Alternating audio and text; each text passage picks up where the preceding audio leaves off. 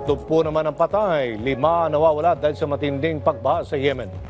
At US Defense Secretary Lloyd Austin, ibinasura ang apela ng mastermind at 2 pa nitong kasabwat noong 9/11 attacks.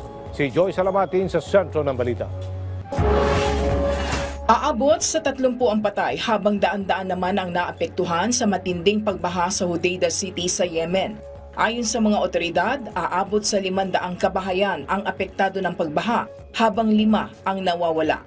Marami ring residente ang natrap sa kanilang mga tahanan dahil sa pagbaha.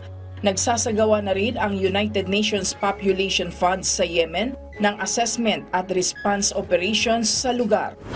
Ibinasura ni US Defense Secretary Lloyd Austin ang apela ng mastermind at ang 2 pa nitong kasabwat sa nangyaring 9/11 attacks noong 2001.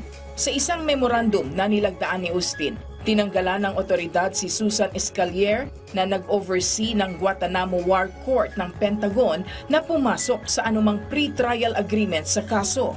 Nitong Miyerkules, inanunsyo ng Pentagon ang nasabing plea deal ngunit hindi na ipinaliwanag ang mga detalye.